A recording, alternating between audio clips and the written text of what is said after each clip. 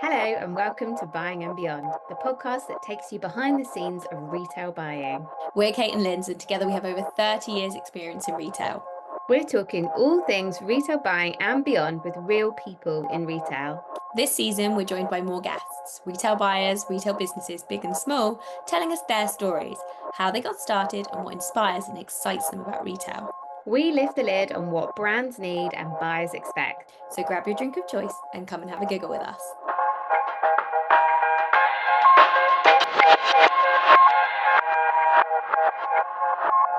So today on the episode, we have Hannah from Han Social.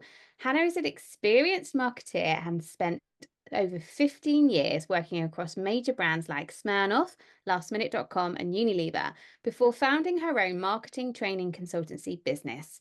Han Social is a marketing and social media training and coaching consultancy focused on empowering businesses to be able to show up confidently, connect with their ideal customers, and build sustainable growth without burning out. Hannah has provided personalized training for hundreds of often female-led well-being businesses, independent brands, as well as larger franchise companies, giving them the tools and knowledge to grow their audience and sales using organic Instagram and without the overwhelm of paid ads. Now, Hannah's going to tell us all about how she got started with her company. But first, hi, Hannah. Welcome. Thanks for joining us. Hello. Thank you so much for having me. Great to be No here. worries. No worries. Bit of a long introduction there, so can't wait to dig deeper into that. So, shall we kick off with a bit of your background? Circle way back and tell us everything that you've done, and it'd be really interested to know some of the favorite companies that you've worked for as well. Great. So I think I feel really privileged and lucky to have had my start. I did a sort of media and communications degree.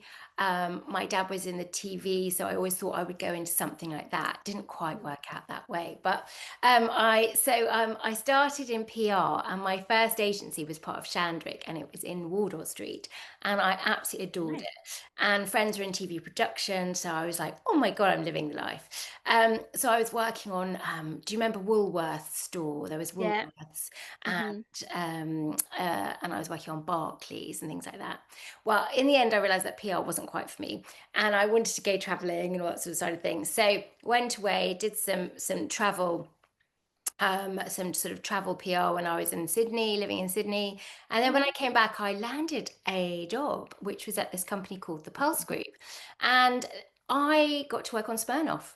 And we were the lead agency, so which meant, if you probably know from your brand experience, lead agency really is the forerunner. It's you live and breathe the brand. Mhm. But we were also a promotional marketing and design company as well. So it was like literally every marketing touch point. So Wow. Smirnoff I was on for 4 years, and I was in the heyday of style bars and Oh, amazing. sort of evolving and moving that brand and brand experience into style bars.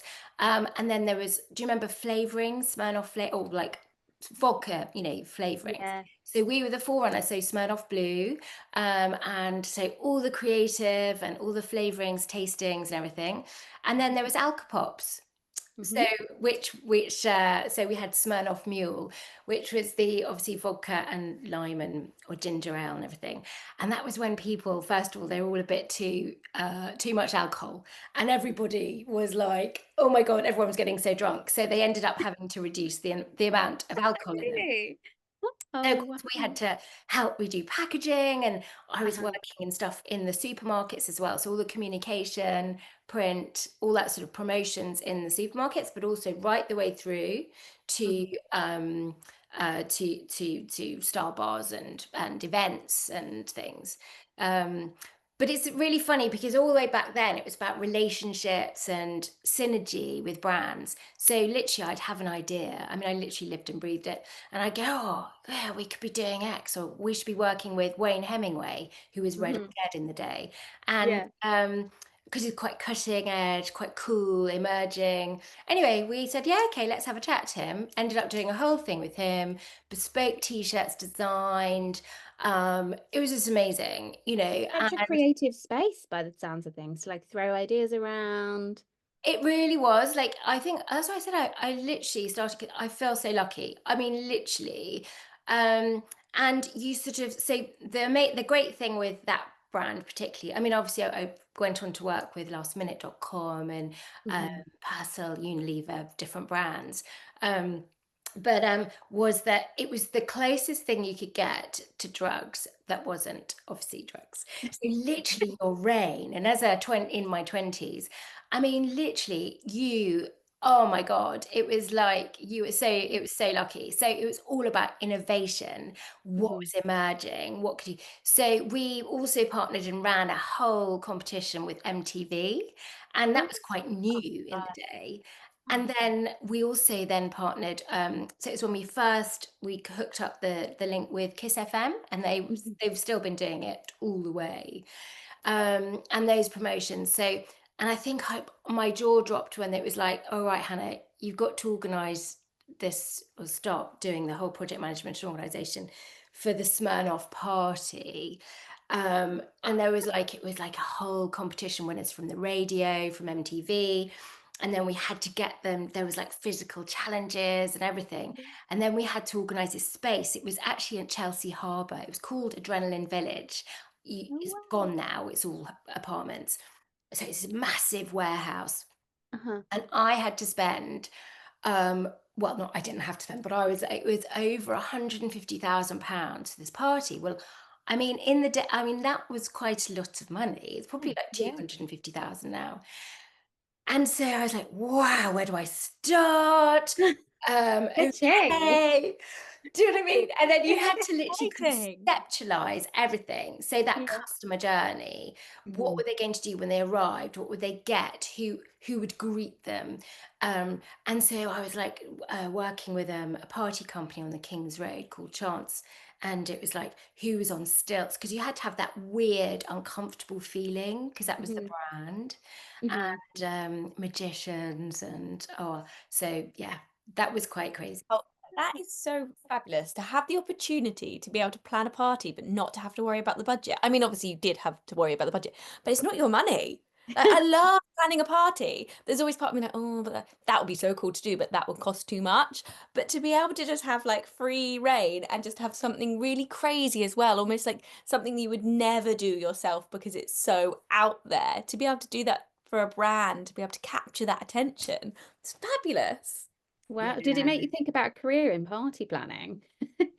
No, You're like, no. really. I mean, I did go on to do because it was really about, the brand experience, Hmm. which, and which actually, funnily enough, I suppose you do get that whole essence, which is the beauty of social media nowadays, isn't it? Because you can Yeah. bring that brand experience, whereas before we couldn't. So you couldn't in the same way. Um, Hmm. and so with lastminute.com, there was a big experiential part. So we had to bring the beach to people, to bring that experience of what does it mean? What does lastminute.com mean? And how do you feel it? How do you whatever?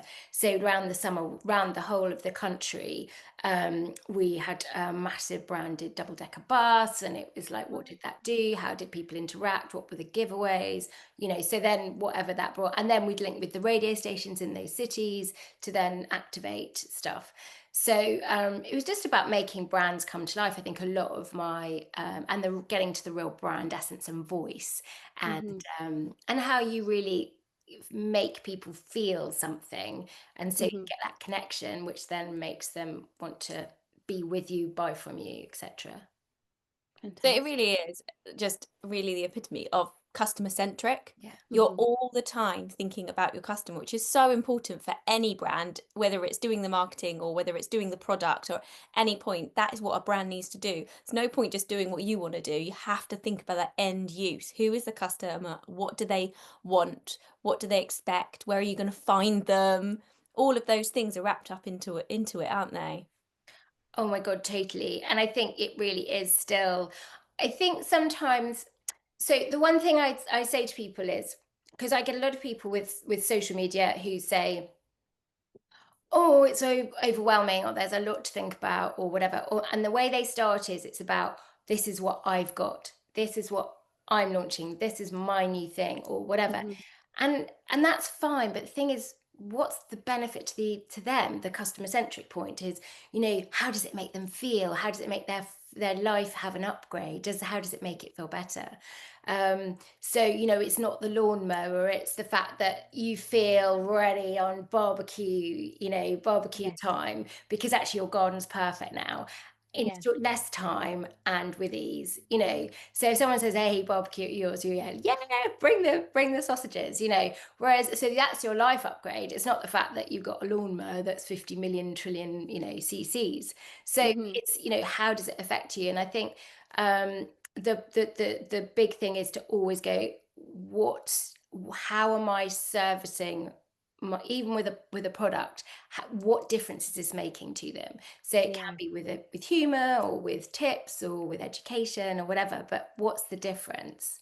Mm-hmm. Mm-hmm. Mm-hmm. Yeah, I can totally understand people feeling so overwhelmed with social media because, I mean, our lives have changed so much, haven't they, over the years? And I'm sure we're going to get jumped a bit because we're going to get onto how did you get this started. But it's interesting to talk about it now, about how it is overwhelming because there is so much to do. Because, I mean, I wake up and I reach for my phone. I need to, everything is social media based. You are flooded by things, but it's about how do you cut through that noise? And Yeah. that's what I think that you really do, sort of, to help people. It's like pulling out, not just trying to be part of it, but how do you stand out? Mm. Yeah, it is how you stand out. And I think it's really being true to you. And I know the word authenticity has become really overused, but actually it is really important to really feel, not be afraid actually to show up or be you. And when I mean that, I mean in a product. So like Lucy and Yak is a product, dungarees. I don't know if you know them, and based in Brighton. Yeah, and they're really, immediately what you're getting there. They're showing up unapologetically. They make people feel included, so they like neurodiversity, or it doesn't matter what size you are, or how much you want to be loud or not, or, and they also give back. And you just get that. You get that just from their Instagram, let alone their website or any other active brand activations and stuff. So I think it's really being clear and not being afraid to be you. I think, Yeah. but it's also being really clear on what you are. So when you are starting up your brand and starting up or you're launching a range of products, or what's your essence? Are you eco? Are you really eco? To what bit are you? Or how important are your suppliers? How do you choose your suppliers? Or all of those sort of things, which I know you guys live and breathe, but it's still important to say, to me as a marketer, that's important, because that's the essence and the integrity of what Mm-hmm. you're doing. So I think it's really important to hold that and to think about how you articulate it. Yeah, Yeah, absolutely. definitely. So from your career journey then, how did you come to wanting to go out on your own and start this amazing new company that you have? Well, okay, that is a surprise, I think, for me. I like, hello, like, really. I so loved working in agencies, all that stuff. I was like never that person that went, I want to be the MD. I want to be Yeah. the like, never. So I never, although it is funny speaking to you, because the one thing I always secretly have wanted, probably secretly still do, is I always thought I'd have my own shop and curate my own things. So I think so that was Never too late. It's never too late. that's so funny. But what led me to Hand Social? So I actually went on to running a creative school in Brixton Mm-hmm. and was working with the ad industry. And so I was actually having to do the marketing. So do the sort of, LinkedIn, Instagram was emerging. It wasn't really fully there, stuff like that. And network online with these Mm-hmm. companies. I'm used to doing it in person, and so I was like, oh gosh, okay, I think there's a better way to be doing this. And when I was then moving out to town, I was like, I don't want to do the commute, one thing, another, left the school. And so everything collided.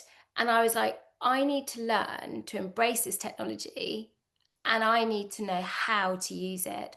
But I also saw how valuable it was for businesses, for me, the frustrated shop owner. And I was like, what do you do? Like, if you can't afford a social media manager, like, hello, Yeah. what do you, and if you're not from marketing, what do you do? You know? Yeah. So putting all that together, I did this live learning. It was a 6 month at the time. It was like the top training company in social media. I don't know if you heard of it, called Digital Mums. And I was searching and searching and searching for what I needed to do next. And so I did it, and I had an amazing artist that was my live client. And actually, my first platform really was like Pinterest and Twitter and Facebook. Um, and so it was that I just, by doing that, I was like, oh my God, people need to know how to do this. So I was like, this is really important, and it's not going anywhere. So that was what really led me to then go, okay, I'm going to set up Hand Social. I can work from anywhere. It's digital. It's still within what I love. It's still Yeah. brands. It's helping people to then empower them to be able to drive to achieve their business goals. And I love everything about achieving your business goals. So Yeah. if I can help someone do that, that's fantastic. So, just want to have a sort of talk about some of the brands that you've worked with since launching Hand Social, and obviously don't need to name names, but has there been any favourites? Favorites. So, I have worked, I do work and have worked with a lot of well-being brands. I think, sort of within, whether it's practitioners or different sort of businesses. And I think there is one that I particularly do love, which is um, has so much integrity, and is a very well-rounded sort of person. When you see a brand as a person, Yeah. and so it's like a sort of small spa, but it's eco. So they don't have fluffy robes because they take too long to dry, and it's not good for the environment, for example. So they'll have a waffle one, which can get dry on the line. But so a spa, and then right the way through to they are a regenerative farm. They have a community garden. They do camping out on their grounds. They have ancient woodlands, and they get children from inner city London and other places through charities to come and camp, and then they learn about the animals, feed the animals, and you pick their own green beans or whatever. So they're literally, Yeah. every single touch point is like, wow, it's like empowering young people coming up who don't get access to it, because it's easy to take that sort of thing for granted. But then when you go as a person, it's time to chill out and just relax in this organic sort of feeling, outside wild swimming pond, and outside sauna and all that. And it's just like, from a brand, you just go, wow, this is so nurturing for everybody here. And the food, so everything is homegrown. And Yeah. so there's no nasties, no chemicals. And their meat is 100% just grass fed. So again, so I suppose that brand's been amazing to work on, and I adore it because it's everything that you can believe in. Um, I Is that think, quite easier to market as well, because it's such a well-rounded, there's no sort of conflicting values or misdirection or, confusion to the customer. It must be quite an organic business to market. do you know, it's a really, really good question. And actually, sometimes it's harder because they've got so many aspects to them. So I think sometimes it's like that core central proposition. So if you're, you know, I mean, obviously, the essence is that it's all about well-being and natural and eco and giving back and all that stuff. But actually, if people are going to a spa, they might just want to get their nails done, or they might just want to go and, do you know what I mean? Say, have a massage. So I think Yeah. it's like, it's easy, but also it's quite difficult, because when you're wanting to articulate everything, you can dilute the impact. So it's Yeah. actually, you have to be quite careful sometimes. And it's such a Uh, powerful message, I guess, as well. yeah, and I think the charity side, because it's not the commercial side, you have to sometimes downplay. And I think I mean, it's cool, but it's that's where you've got different platforms. So Yeah. potentially LinkedIn might be a better place to be highlighting that. Do you know what I mean? So within that community and charity building side. So LinkedIn sort of more that. So again, I think we've touched on before, but what platform do you use for what, or how do you, do that? Yeah, that's what's so overwhelming about it. I think coming from someone that isn't a social media expert is, where does my brand land best? And obviously from an Instagram point of view, you must have seen it evolve so much from the beginning. Do you want to tell us a little bit about that? God, oh my God, yes, you're totally right. I'm like, oh, I do think back and I go, blimey. I mean, I sort of then did gravitate to, although I started on sort of Pinterest, which is obviously a retailer's, it's fantastic, the power of Yeah. Pinterest for that. But I did gravitate towards Instagram because it was that picture first, and I'm a frustrated photographer, so um, I love photography. And so I was like, wow, this is beautiful, all these photographs, these images and everything. But obviously, if you didn't get the image right, you were like, it wasn't going anywhere, if you didn't have a beautiful, shot, the lighting was rubbish or whatever. And there was hardly any words, you couldn't use much, there's only one link, I mean, there's all sorts of things. And now it's like over the years how it's changed, and in look just when it's lockdown, and they then they introduced reels, and it was just, there's just been so much change over the years. It is a wonderful platform now. I do, not that it wasn't, I mean, it's always been lovely, but the power of it for your business now is amazing, because how you use your story. So I always talk about the know, like, trust relationship, and you can build that with your customer now, whether you're a product or a service business or whatever, but really, really well. In the old days, you had to have DM, you had press ads, you had TV ads, experiential, whatever. It was expensive and really timely. Now, which there's pros and cons, as you were saying, Kate, like you get switched on the whole time, but you can do this really quickly. So you can you can build that, sort of people can become aware of you quite easily. You can have that cut through. Then they have to get to like you, and then the like and the trust. The like and the trust is in the stories, in Instagram stories. So you've got an amazing place to be building that, nurturing it, and have people direct response with you in your messages, in your polls, and it's all shareable and it's savable. And but it's actually, did you know that actually with TikTok for sure, but I'm sure with Instagram to some level, but with TikTok, the BBC and Netflix see TikTok as a competitor. Because now, because this is the power now, because you can do series of things. I mean, you can do it shorter, but on Instagram. So series of things which go really, really well. And it's all on watch time. So now the algorithm on Instagram is, and on TikTok, is about how long are people staying with your content. The longer they're staying with your content, the longer they're engaged. So whether that's on a multi-swipe carousel and they swiped through all 20, and they've saved it, or whatever their dwell time, or whether it's a reel and they've watched that past the 3 seconds. So they have to get to over 3 seconds, and then it's really counted. Okay, so you want your first 3 seconds, that your people, when you do a reel, you need to think, how am I getting them past the 3 seconds? I know it doesn't seem very long, but actually it can be, because of the swipe mentality.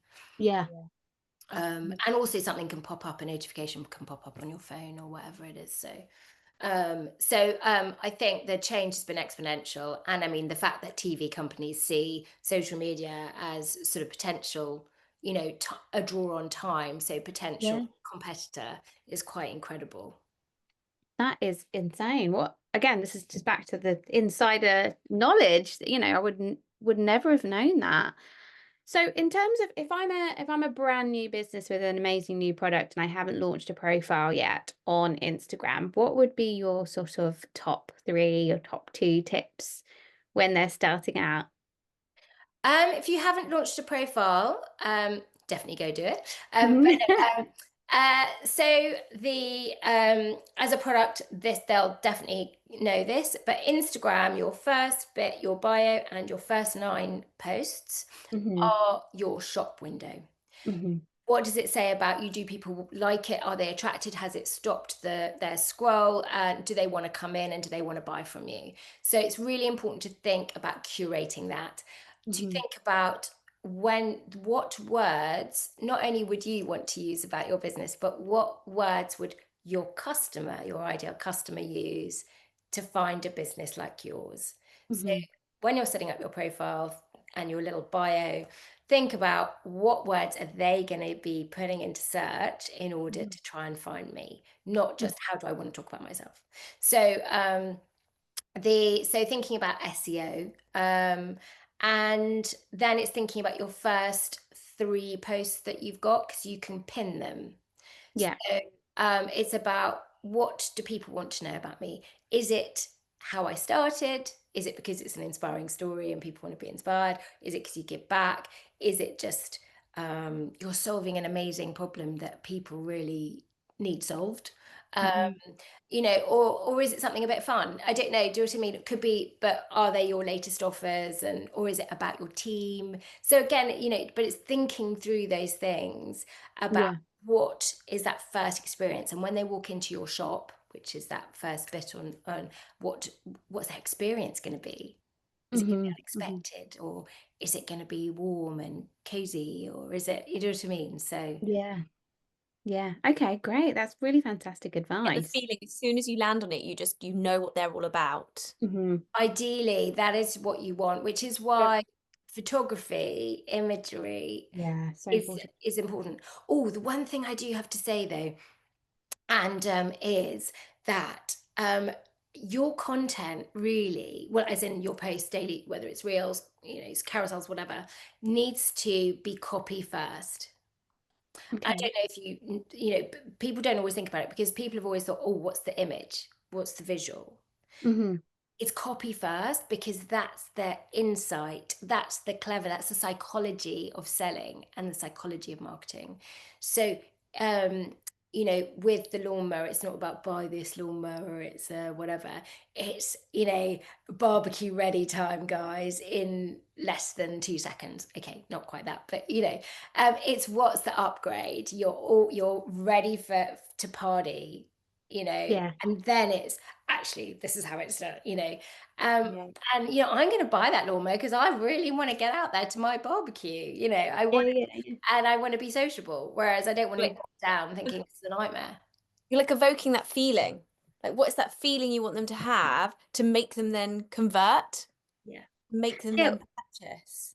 Is it also sort of, if you just put imagery out, it allows the I don't know what to call it, the consumer, the person reviewing the content, to think about what that means to them rather than what that person's trying to get across. So having wording and actually sort of spelling it out for them is stronger, because otherwise they might sort of interpret it in a different way. Yeah, and also I think that if lovely imagery is great, and there are different businesses. So, for example, if you're, say, the Newt, or the Pick Hotels, or the Newt in Somerset, or whatever, they are going to have just incredibly beautiful imagery, because that's what their country estates are, or Yeah. whatever, the food, the gourmet food, the whatever. And what happens with that is people like it a lot, but the is not amazing for the algorithm. So if your growth and your awareness, I mean, obviously they're much bigger now and all that sort of stuff, but if you're starting out, which is what part of your question was, is you need to build some sort of engagement. And so you might sort of start some conversation, or get some comments going, or share it with a friend, or things like that. So or I mean, if you're anything to do with food or top tips, it's very savable, which is really great for the algorithm as well. So you're going to help your growth. They're all growth techniques, Yeah. and obviously things like giveaways and stuff like that. But yeah, Yeah. I mean, the imagery is important, but really you want to, because even if it's not your image, you don't want to have text, say, on your image, because that's your brand, that's how you want to portray your product, or service, or whatever. But your first line is important, so that's your copy first, because that's how you're going to hook them into it. Fantastic. It's really interesting. So talking about organic growth, obviously that is the dream. That's what everybody wants. Can you give us any sort of insider knowledge on organic growth? So organic growth is storytelling. Organic is about making time for that engagement. Organic is your authentic you. If you can get your organic growing, then basically, especially as a product, you will at some point obviously have to do paid ads, I imagine. That's what you'll need to do at some stage in your journey. If you've got good organic, basically your ads and any spend, your return on your investment is 3 times better immediately, because if you've got good organic, what it's feeding on, and when you're doing your ads, it's just you're going to save yourself so much money. So putting in that time in order to get your organic going, get that engagement, get that growth, it is really, really worth it. So if you can get organic going, when it comes to sort of more trying to, growing and putting a bit more money and a bit more investment into your business, it's Yeah. going to only help you. So, Yeah.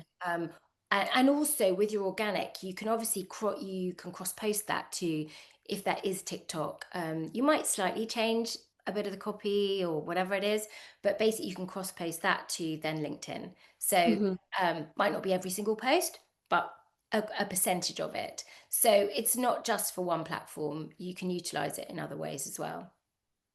Brilliant. So you sort of got to get it going first before you jump straight into paid ads. You will spend less money, so you will make a saving if you get your organic going first, and it's a significant saving. So Yeah. if you can obviously, there's no one way to do it. It's one of Yeah. those things. I was saying, if anyone says, like especially on socials, people go, the one way to do this, or you can only do it this way, and the moment you do that, run a mile. If anyone says that, just run a mile. Like literally. So because there's 50 million ways to do stuff, but what's right for Yeah. you, or what's going to give you your results faster, quicker. So that's the thing. And in your way and on your brand, on brand for you. So yeah, just run a mile if they say that. Yeah, no, it's better. Yeah. Yeah. Yeah. No. Yeah. And there are so many people on Instagram doing that. Yeah. The number of times I get flooded with, this is the one way to do this. This is the one way to grow your following. This is the one way to sell your brand. This is the one thing you need to do. And you're so right, like do it, but it's not necessarily going to be the right thing for you, because every business is unique and individual. And that's one thing that we always talk about. Like, everything is, you just have to be flexible and to pivot, and everything is different depending on what your goals are, your aspirations are, and what your brand identity is. Yeah. Yeah, Yeah. and where you're at in your journey. So obviously you're starting out, it's all about growth awareness, and then you've got to then you get to a certain point, it's engagement. So, but, Yeah. and then your engagement rate will drop when you grow more. So you go, oh, my engagement rate's dropped, So you are literally on that journey, aren't you? That's like the whole squiggly thing, the up and down, the roller coaster ride. It is real. I mean, it really is. And, when people say, oh, I've got this viral reel, my God, please don't head for just viral. You know what? Oh my God. So I know so many people have had a nightmare with reels going viral. Really? Yeah, because ultimately it really affected them badly, because it went all the way spiked up and they got all these followers who are not relevant at all, who are never going to buy for them, absolutely nothing. So of course they then massively, massively drop, and that's not good for them. And it's not good that for the algorithm doesn't view that, because if you view that positively, the algorithm sees, oh my God, they're losing all these followers. It's horrific. They can't be that great. We're not going to share them. We're not going to put them out there. Yeah. Yeah. Wow, that's massive, isn't it? Because I think for so long, it's all been drummed into us to have, hundreds and thousands of followers, because you sort of see all these influencers out there with, 1.1 million, and they're doing so well, and that must be the way forward. But there's been so much chat now about having that core focus group and how much more beneficial that is, like real community that's really getting into your content. Because they're actually interested. I mean, I think you guys know them, because I think they were definitely a top drawer as well. But Hello Time Planner. I thought maybe I'm so sorry. So Hello Time Planner. So it's a sort of designer branding person, and she then started her own her own type a plan, like it's like a diary but a planner, but very mindfully. I mean, definitely check it out, have a look. I've got one, Yeah. it's great. And it's not like a diary that is actually dated, so the lifespan is however much you use it, if you know what I mean. Yeah. um but if you like writing and you like Mhm. doing that sort of thing, it's a really good thing. But her community is really, really engaged, and it's I think she's got 7,500 followers or something, but has, it's, that doesn't necessarily equate. You don't know what that means in her sales, only she knows what her sales are. Yeah. Her community is really strong, and and I think it's not all about 100,000 followers, but it does depend, again, like we say, on what's your niche or what you're wanting out of it. Because obviously, if you're a travel influencer, I know it's a different thing to product, but that's what you need, is you need Yeah. that thing, because you're marketing yourself as a media product, as a media outlet. So that's different. Yeah. I mean, would you say, you've had a really long career in marketing? There's just so many different ways to be marketed these days. Like I feel like, from the sort of small amount of knowledge that I know about the industry, is that back in the day there was only a few ways to do it, and then now it's just so overwhelming for small businesses and medium-sized businesses as well. What is the best route in terms of social media platforms? And LinkedIn is having such a big moment at the moment, isn't it? And so what's your thoughts on that? I mean, I've seen lots of sort of articles on how it's becoming a lot more sort of video content based. It's sort of like the new Instagram. It's not just a recruitment site anymore. Uh, It's yeah, I mean, Instagram. I mean, sorry, LinkedIn is. In fact, I was just talking about it last night at this thing I went to. LinkedIn is basically, they're seeing, I think it's 22% up on engagement, which is mhm. big. I mean, it's a Wow. constant. So so video really, really helped. But they've sort of they've been changing it. They're doing a lot of changes on the platform, if I'm honest. So but in general, it's all good, I think. Mhm. But they've also got like sort of different, like different carousel type posts now as well. And those are doing super, super, super well. Wow. So obviously, if you do one on Instagram, you can easily repurpose. It's like amazing. And those are the easiest form to put on TikTok. So you suddenly got one post is on 3 platforms really well, Yeah. and will do really well for you. But no, LinkedIn is, I think, it's just become a lot more real. So yeah, I mean, it hasn't been just a recruitment platform for quite a while, but it is. Oh, so it is really all about personal brand. Okay, Mhm. so when you're on there as a so for example, if you are a retailer or whatever, you've got your parent company, your actual business, your name, Mhm. your company, but you are there also, and Mhm. as a, whether a thought leader, sharing your principles, your brand, why you're there, you're linking, making those links, joining the Mhm. dots, and it's that collaboration and generosity, that and sharing your voice, sharing your learnings, that you can do on LinkedIn Mhm. potentially. Mhm. And I think that's the value. And I think it's about, I mean, like anything, it's about how you use it, isn't it? But if you can use it for real, real connections, do you know what I mean? Yeah. And I Yeah. think when you're doing your offline, which I know you guys are really good at, your networking in person, to then bring that through to your LinkedIn, Mhm. that really exponentially helps you grow. Oh, Yeah, that's I think it's a really interesting one. You're right. It is about being an individual and sharing your story. And it's quite nice if we think about maybe as like previous buyers in our roles, you feel very, very tied to a company. mhm. And you've maybe felt like your voice is only through a company. And what's nice about LinkedIn is that you can't necessarily post as a company. You have to post as yourself. So anything you're putting out there, any views you're putting out there is all about you and your progression and how you see you as your, as you say, your personal brand developing and the value that you can bring. And I think often you can get quite frustrated, not to go down a rabbit hole, but you can get quite frustrated sometimes when you are working in a role and you feel like you're not getting to the next level and you feel like working so hard for this company, for example, and you're not getting anywhere. But actually having a voice on LinkedIn and you can showcase what you've done and showcase like to other retailers how good you are and the sort of thoughts that you've had or comp shops you've done or things you've noticed and make those connections. And you don't have to just be a number in a company. It's great for business owners too, or brands that want to emerge and put themselves forward as a founder or whatever.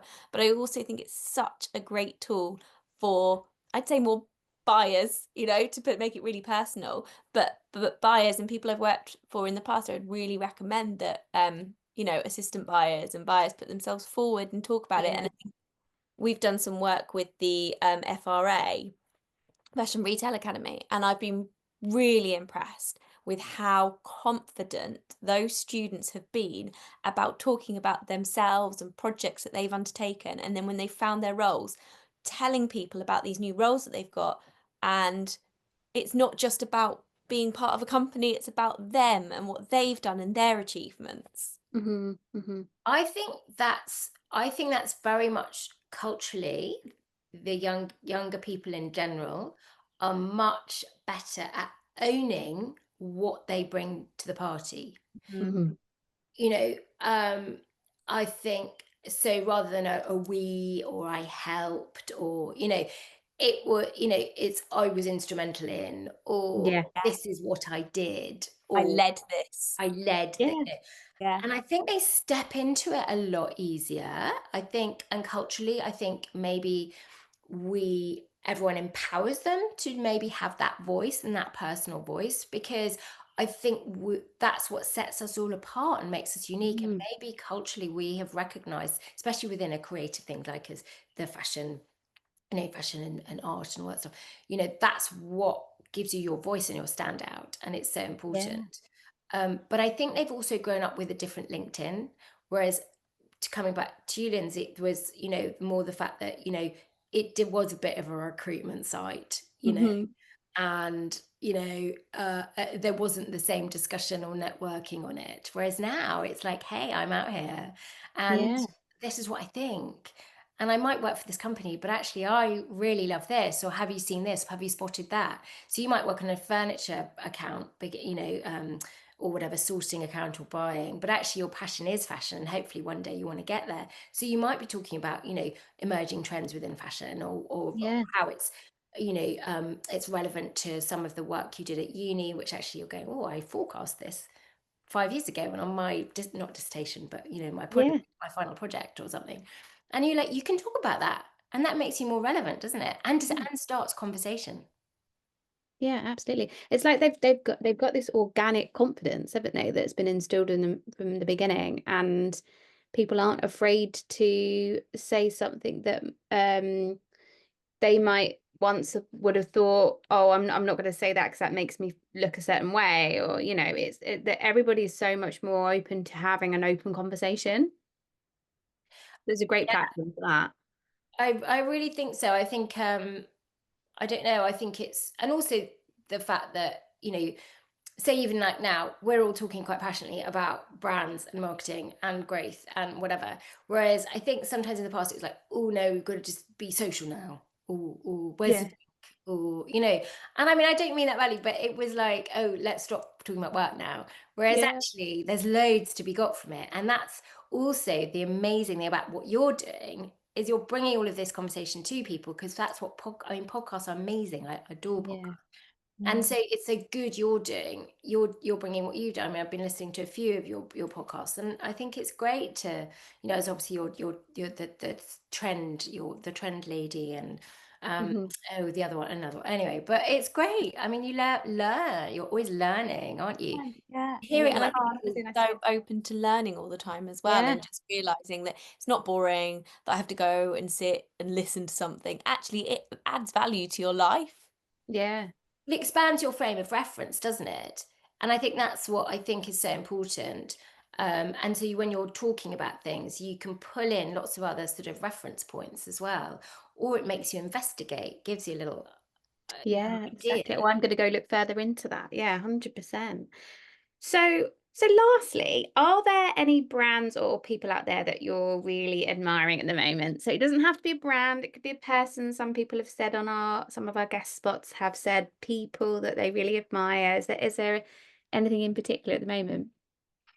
Um, Gosh, well, I suppose I mean Lucy and Knack is a good case study brand, I would say, of how to articulate a personality and a cause and be, as I said, unapologetically just you and everything. And I think that's quite nice. So although even if you're not that sort of, you're not a clothing brand or that's not your exactly your vibe, you can look at what the types of content they're posting.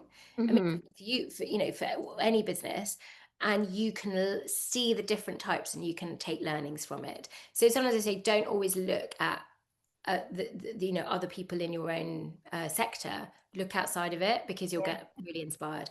Other people, gosh, there are, I suppose I love some of the artists actually, but it's more for their technique of how they're selling because artists typically are very not demure, but don't want to sell themselves, find it very hard to sell. And I think there's now visually and with the video, it is enabled the art sector, people within art, to really be able to sell um, much more easily and Hmm. fluidly. That doesn't feel at odds to their own personality. Hmm. So I'm just trying to think. I'm not being very good, am I, with saying a name? I'm No, sorry. it's fine. It's fine. That's lovely. But the person I do really like though is really, I mean, is Lucy Werner. She's called Hype PR, and Okay. actually PR is good for everybody actually. So, but she's great actually. She's really good, and she moved with her husband to France, and a new baby, and she's Gosh. had to pivot and stuff like that. But she also is runs like PR workshops and stuff like that as well. There's Great. another PR lady, Priscilla. She's fantastic too. But I can always give you the links if you want them. But yeah, Yeah, no, that would be great. We can put them in our show notes for our listeners. they'd be good for anybody, like especially for buyers or brands or anything, for their Mm. personal brand and what have you. Actually, Yeah, yeah, no, it's really great. We love asking this question, I think, to a lot of our guests because it's all about collaboration. Everybody needs to start. I mean, Kate, you mentioned it really well on the other podcast the other day, like shining a light on really amazing people or brands that are doing well because we can all learn so much from each other, and we just love that. We love that. oh God, no, definitely. I mean, I think, I mean, one of the, just to sort of say that one of the reasons why I did like and gravitate to Instagram wasn't just the visual essence and stuff like that, but it's about, you curate your own experience and it's about being generous. Hmm. And if you are generous and genuine, that's what comes back to you. Yeah, And I really, really love that. And I think that shining a light, generosity is really, really important. And I think we all grow better together. So I think, yeah, it's really nice.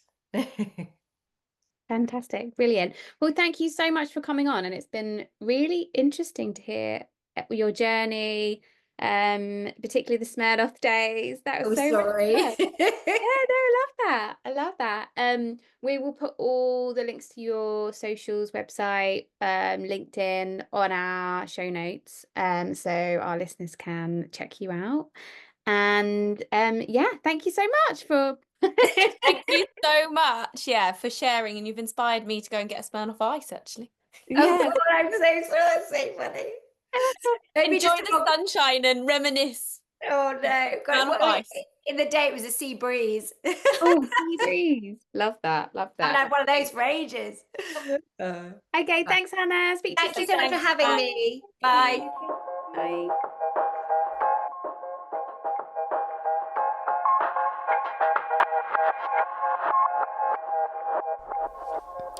If you've enjoyed listening to this episode, please, please, please like and subscribe and leave a review.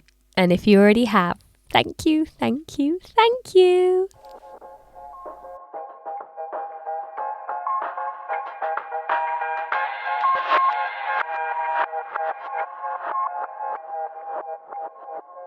We all need a bit of retail therapy, and this is the perfect time for you to offload about that super cringeworthy story.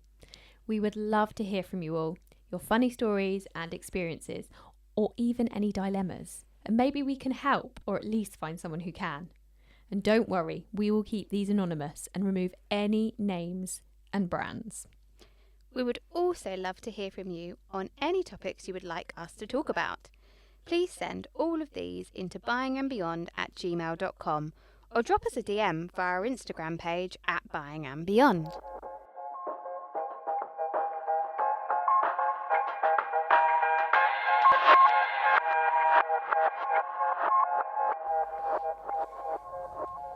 Kate, are you a drama queen?